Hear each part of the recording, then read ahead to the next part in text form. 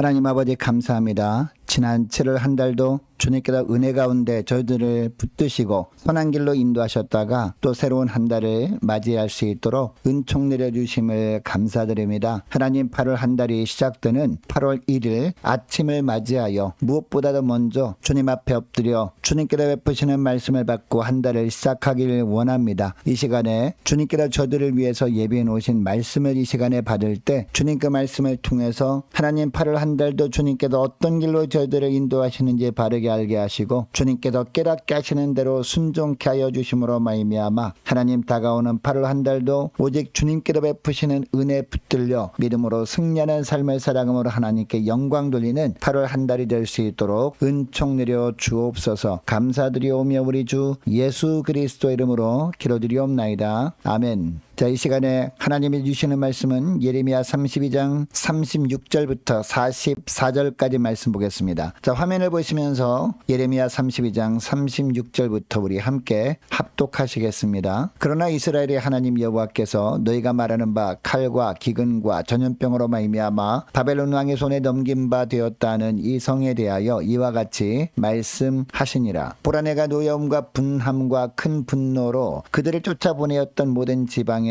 그들을 모아들여 이곳으로 돌아오게 하여 안전히 살게 할 것이라. 그들은 내 백성이 되겠고 나는 그들의 하나님이 될 것이며 내가 그들에게 한 마음과 한 길을 주어 자기들과 자기 후손의 복을 위하여 항상 나를 경외하게 하고 내가 그들에게 복을 주기 위하여 그들을 떠나지 아니하리라 하는 영원한 언약을 그들에게 세우고 나를 경외함을 그들의 마음에 두어 나를 떠나지 않게 하고 내가 기쁨으로 그들에게 복을 주되 분명히 나의 마음과 정성을 다하여 그들을 이 땅에 심으리라. 여호와께서 이와 같이 말씀하시니라. 내가 이 백성에게 이 큰 재앙을 내린 것 같이 허락한 모든 복을 그들에게 내리리라. 너희가 말하기를 황폐하여 사람이나 짐승이 없으며 갈대아인의 손에 넘긴 바 되었다 하는 이 땅에서 사람들이 밭을 사되 베냐민 땅과 예루살렘 사방과 유다 성읍들과 산지의 성읍들과 저지대의 성읍들과 네겝의 성읍들에 있는 밭을 은으로 사고 증서를 기록하여 봉인하고 증인을 세우리니 이는 내가 그들의 포로를 돌아오게 함이니라. 여호와의 말씀이니라. 아멘.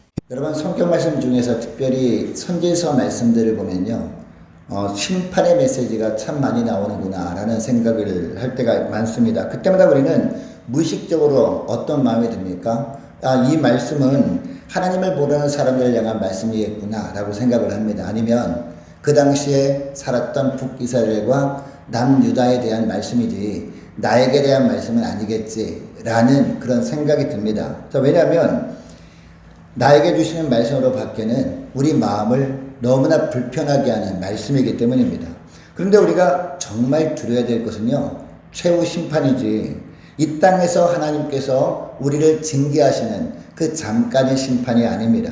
하나님께서 주의 백성들이 이 땅에 사는 동안에 심판하시는 것은 하나님의 구원 계획에 포함되는 과정에 불과합니다.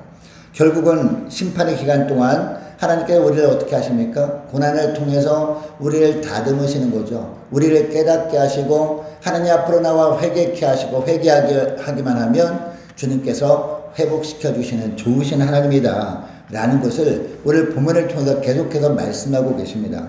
특히 오늘 본문에서 심판의 메시지를 들은 주의 자녀들이 행여나 낙심할까봐 하나님께서 어떤 말씀합니까? 하나님의 약속은 변함이 없다 라는 말씀을 계속 반복해서 하고 계십니다. 37절 말씀 보시기 바랍니다. 보라 내가 노염과 분함과 큰 분노로 그들을 보내었던 모든 지방에서 그들을 모아들여 이곳으로 돌아오게 하여 안전히 살게 할 것이다 라고 말씀하고 있습니다. 유다 백성들이 하나님과 맺은 언약을 스스로 먼저 파기해버림으로 말미암아 하나님께 심판을 받게 될 것이긴 하지만 택한 백성을 바벨론으로부터 하나님께서 반드시 하나님의 때 예루살렘에 돌아오게 하여서 안전하게 지키시는 하나님이다 이 말씀을 하고 있습니다. 이스라엘 백성들이 불순종에 대한 심판이 하나님께서 영원히 버리는 것은 아니라는 것을 말씀하고 있는 겁니다. 즉 회복의 약속을 하시면서 심판의 말씀을 하시는 겁니다. 여러분, 이 회복의 은혜는요, 이스라엘 백성들의 그 어떤 공로나 노력에 의한 것이 아니라 전적인 하나님의 은혜였습니다. 이것을 통해 깨닫게 되는 사실이 있습니다. 아무리 하나님과 언약을 맺은 존재라고 해도 하나님의 말씀을 끝까지 외면하게 되면, 하나님의 말씀을 끝까지 순종하지 않게 되면 어느 때든지 하나님께서 심판하시는 살아계신 하나님이시구나 라는 것을 알게 됩니다. 그러나 하나님은 그 중에서도 은혜 베푸시는 분이구나 라는 것을 우리가 깨닫게 됩니다. 시련과 연단의 과정을 거친 이후에 회복시켜 주시는 하나님이시구나 라는 것을 알게 된다는 겁니다. 여러분, 우리가 알 때 우리에게 그 어떤 시련과 어떤 환난이 있어도 우리는 결코 낙심하지 않게 되는 겁니다. 왜냐하면 고난의 시기를 지나는 동안에 주님께서 합력하여 선을 이루시는 주님이시기 때문이죠. 어느 때가 되면 하나님께서 반드시 깨닫게 하시고 돌이키게 하시고 회개하도록 만드시고 회개하면 하나님께서 그동안 잃어버렸던 것들을 주님께서 회복시켜 주시되 넘치도록 회복시켜 주시는 하나님이구나 라는 것을 알게 된다는 겁니다. 여러분, 하나님의 약속은 결코 변치 않음을 기억하시고 어떠한 시련을 만나도 낙심하기보다도 더욱더 하나님 앞에 정결케 되는 기간으로 삼으시는 저와 여러분 되시기를 축복합니다. 여러분, 우리가 삶 속에서 어떤 시련과 역경을 만나도 낙심하지 말아야 되는 또 하나의 이유가 있습니다. 그 이유가 뭐냐? 하나님께서 우리에 대한 기대를 결코 저버리지 않으시기 때문입니다. 자, 38절 말씀 보세요. 38절 말씀 보니까요. 그들은 내 백성이 되겠고 나는 그들이 하나님이 될 것이며 라고 하고 있습니다. 여러분, 이 말씀은 사실 언제 하나님께서 이스라엘 백성들에게 한 말씀이냐? 하나님께서 아브라함과 언약을 맺으실 때 아브라함에게 한 말씀이거든요. 그리고 또 언제 하신 말씀이냐? 이스라엘 백성들이 애굽에서 나와서 광야에 들어갔을 때 시내산에서 언약을 맺지 않으십니까? 모세를 통해서 율법을 주시면서 언약을 맺으실 때 하나님께서 하신 말씀이 바로 이 말씀이에요. 그리고 또 언제 했느냐? 다윗이 성전 건축할 마음을 하나님께서 주셔서 재료를 다 준비한 이후에 하나님께서 다윗과 언약을 맺으시면서 하신 말씀이 바로 이 말씀이란 말이에요. 자, 그런데 지금 주의 백성들의 모습만 보면 하나님께서 이런 축복을 말씀하실 만한 상황이 아닌 것처럼 보입니다. 왜냐하면 그들이 일반적으로 하나님께 대해서 불순종한 상황 가운데 있기 때문입니다. 하나님 이외에 다른 신을 두지 말라고 하신 말씀을 그들이 정면으로 어김으로 말미암아 바벨론을 통해서 하나님께서 주시는 심판을 받기 직전에 있기 때문이에요. 이 말씀을 이때 하시는 것이 아니라 나중에 바벨론에 끌려갔다가 그들이 회개하고 이스라엘 백성들이 예루살렘으로 돌아오기 직전에 하셔도 될 말씀처럼 보입니다. 그런데 이처럼 심판하시기 직전에 이 말씀도 하시는 하나님이란 거죠. 이것을 통해서 하나님이 어떤 하나님이심을 보여주고 있습니까? 한 번 선택한 백성은 그 백성들을 향한 하나님의 기대를 하나님이 결코 저버리지 않는다. 이 말씀을 하는 겁니다. 이 말씀하면서 이 바벨론에 가서도 이제 포로로 끌려가서도 결코 낙심하지 말아라. 이 말씀을 하고 있다는 겁니다. 여러분, 유다 백성들이 바벨론 포로지에 사는 동안에 늘 하나님 보시기에 합당한 삶을 살지 못할 때가 많았을 겁니다. 그래서 자신들의 힘으로 하나님 앞에 새롭게 결단한 대로 거룩한 삶을 살지 못하는 것 때문에 스스로 힘들어할 때도 많았을 겁니다. 그러나 그런 때도 유다 백성들이 하나님께서 회복시켜 주실 것에 대한 이 믿음을 결코 잃지 않았던 이유가 뭘까요? 자신들이 어떤 삶을 살아도 하나님께서는 자신들을 향한 기대를 결코 저버리지 않는다는 것을 분명히 확신하고 있었기 때문이라는 겁니다. 여러분, 오늘날 우리도 마찬가지입니다. 하나님께서 우리를 결코 우리를 향한 기대를 저버리지 않는다. 이 말씀에 대한 확신만 있으면요, 우리가 어떤 환경 속도 우리가 절망할 수 없는 겁니다. 낙심할 수 없는 겁니다. 낙심하기보다도 더욱더 주님만을 온전히 신뢰하며 나아갈 수 있게 되어진다는 겁니다. 여러분, 하나님은 우리에게 이런 기대만 하시는 것이 아닙니다. 우리를 축복하고 싶어 하시는 변함없는 마음을 갖고 계시는 하나님이다 라고 말씀하고 있습니다. 자, 39절부터 44절 말씀까지가 바로 이 말씀의 내용인데요. 자, 39절 말씀 보시기 바랍니다. 내가 그들에게 한 마음과 한 길을 주어 자기들과 자기 후손의 복을 위하여 항상 나를 경외하게 하고 라고 하고 있습니다. 여러분, 하나님은 우리에게 이 땅의 모든 축복들을 주시려고 하십니다. 왜냐? 그 축복들은 다 하나님께 있기 때문에 우리가 구하는 것보다도 하나님의 더 큰 축복을 주시기 위해서 주님께서 우리에게 원하시는 게 뭡니까? 하나님만을 경외하라. 하나님의 다른 신을 너희들에게 두지 말라. 라고 계속해서 말씀하고 있는 겁니다. 우리가 구하는 것보다도 몇 곡절 뿐만 아니라 더 어마어마한 축복들이 하나님께 다 있기 때문에 그것들을 하나님이 주길 원하신다는 거죠. 특별히 우리가 구하지 않은 것이라 할지라도 하나님이 우리를 바라보시면서 우리에게 필요한 것이 있다고 하나님이 여기시는 것들 있지 않습니까? 그런 것들을 그때마다 적절하게 부어주시려고 다 예배해 놓으셨는데 왜 그 놀라운 축복을 받을 생각하지 않고 그 일부만 받으려고 그것만 구하느냐라는 것이죠. 그것만 구하면서 그 나머지 것들은 왜 하나님 위에 다른 신을 섬기려고 하느냐, 이 말씀을 하고 있는 것이죠. 여러분, 하나님은 우리에게도 이 땅의 모든 축복들, 다양한 축복들을 하나님이 우리에게 주시고자 하십니다. 근데 그 축복을 우리가 받아들이는 비결이 오직 한 가지라고 말씀하고 있죠. 그게 뭡니까? 바로 하나님만을 경외하는 겁니다. 하나님만을 어떤 상황에서도 신뢰하며 살아가는 거죠. 그래서 39절 하반절 말씀 보니까 어떤 말씀 하십니까? 항상 하나님을 경외하게 한다라는 말씀을 그래서 하는 겁니다. 그만큼 축복을 주고 싶어 하시는 하나님이라는 겁니다. 그리고 40절 말씀을 보니까 어떤 말씀까지 합니까? 하나님을 떠나지 않게 하시겠다라고 하고 있습니다. 41절도 보니까 그들을 이 땅에 심으리라 라고 하고 있습니다. 유다 땅에 돌아와서 살게 하겠다라는 뜻이죠. 또 42절에 보면요, 허락한 모든 복을 그들에게 내리리라 라고 말씀하고 있지 않습니까? 또 41절 말씀 보면요, 이런 축복을 반드시 주실 것에 대한 증표로 하나님이 어떻게 하라 라고 말씀하셨다라고 하고 있습니까?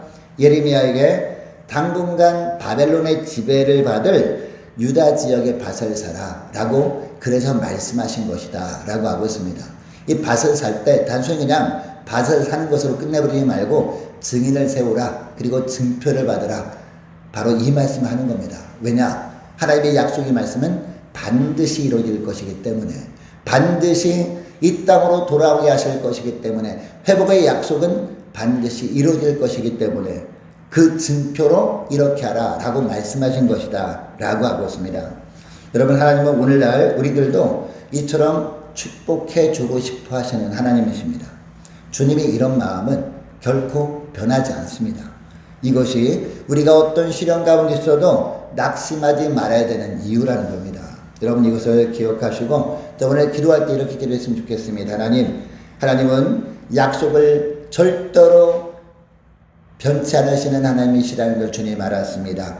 우리 주님은 우리를 향해 변함없이 기대하시는 하나님이시라는 것을 주님 알았습니다. 또한 어떻게 하든지 주님께서 가지고 계시는 모든 축복들을 풍성히 부어주시려고 하시는 하나님이신 줄 알았사오니, 하나님이 이 하나님의 심을 기억하고 어떤 시련을 만나도 결코 낙심하거나 절망하지 않고 더욱더 하나님만을 바르게 경외하며 살아가는 복된 저희를 되기를 원합니다. 간절히 기도했으면 좋겠습니다. 오늘 말씀을 기억하면서 기도하기를 원하고, 계속해서 기도하기를 원하는 것은 영적으로 해이해지기 쉬운 혹서기에도 기도로 깨어 믿음으로 승리하는 복된 성도를 될 수 있도록, 그리고 각 가정의 자녀를 될 수 있도록 함께 기도하기를 원합니다. 유초등부 중고등부 청년부를 위해서 함께 기도하기를 원하고, 남녀 전도회와 각 구역을 위해서 함께 기도하기를 원합니다. 특별히 8월 14일 15일 1박 2일로 이제 가는 남녀 전도회 연합 수련회를 위해서 함께 기도하기를 원합니다. 많은 환우들을 위해서 기도해 주시기 바라고, 군복무 중인 요성 형제를 위해서, 취업을 앞둔 우리 청년들을 위해서, 선교사님들 가정들과 나라와 민족과 교회의 앞날을 위해서 저와 여러분이 가지고 나온 기도 제목을 놓고 우리 함께 기도하기를 원합니다. 기도하겠습니다.